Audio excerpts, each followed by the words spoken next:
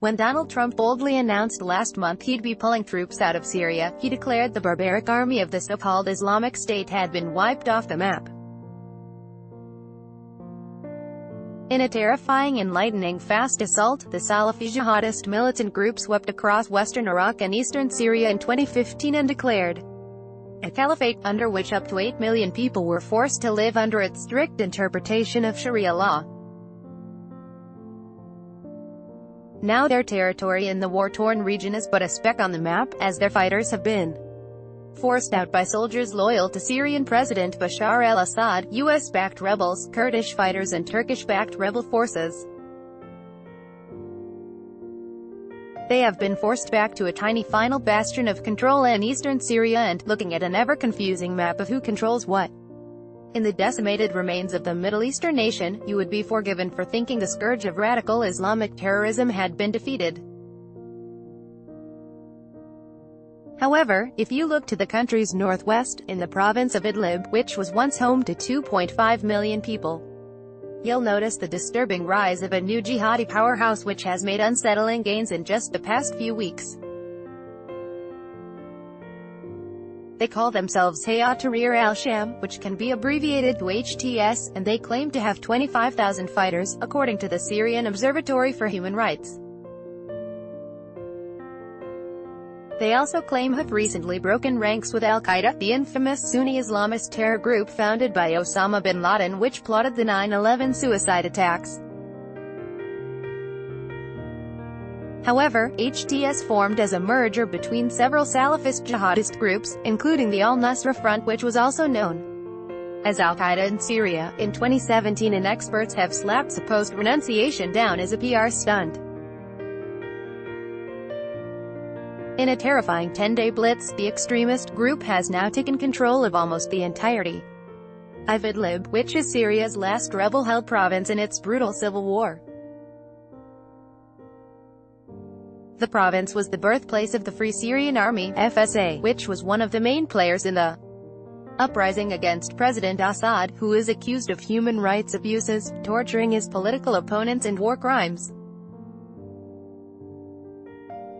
The FSA saw success when it took territory from President Assad in 2012, but it has now splintered off into competing factions due to infighting, and the powerful Islamist extremist groups in the region have surged to power as it disintegrated. Over time, HTS has changed both names and leaders, and statements posted online suggest it had severed ties with al-Qaeda. However, numerous experts have shut down the claims, saying the organization is simply attempting to muddy the waters and confuse intelligence agencies. Jabhat al-Nusra, the rebel faction which gave birth to HTS, announced in July 2016 it had broken with al-Qaeda. But this was just rebranding while maintaining a secret pledge of allegiance, said Hassan Hassan, who specializes in jihadist movements at the Washington-based Tahrir Institute for Middle East Policy. Throughout its numerous iterations, HTS has not altered its ideology and is still widely thought to maintain links with al-Qaeda, the US-based Sufan think tank said on Monday. HTS maintained links with al-Qaeda's loyalists in northern Syria and even allocated areas and resources for its supposed rivals, Mr. Hassan added. On Monday, Syria's National Coalition, the leading exiled opposition group, branded the HTS a terrorist organization, a designation applied by the U.S. Embassy in Damascus since May 2017. The core of HTS is Nusra, a designated terrorist organization. This designation applies regardless of what name it uses or what groups merge into it, the embassy said in a tweet. Worryingly, the rise of HTS comes as so-called Islamic State has shown it is far from finished in the embattled region. Overnight, the ailing terrorist organization launched a sickening suicide bombing attack in northern Syria which killed at least 20 people, including 2 U.S. service members and 2 American civilians. It came just 1 month after President Donald Trump declared that IS had been defeated and he was pulling out U.S. forces. The attack in the strategic northeastern town of Manbij highlighted the threat posed by the Islamic State group, despite Mr. Trump's claims.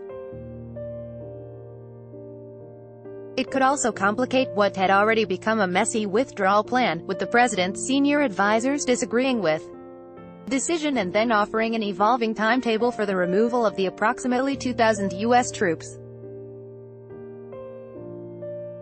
The attack, which also wounded 3 U.S. troops, was the deadliest assault on U.S. troops in Syria since American forces went into the country in 2015. The dead included a number of fighters with the Syrian Democratic Forces, who have fought alongside the Americans against the Islamic State, according to officials and the UK-based Syrian Observatory for Human Rights.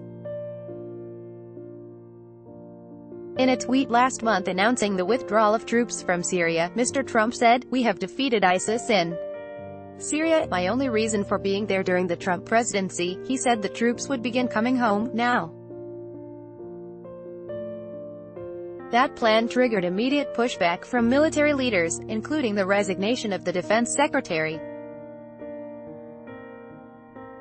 Over the past month, however, Mr. Trump and others have appeared to adjust the timeline, and U.S. officials have suggested it will likely take several months to safely withdraw American forces from Syria, with wires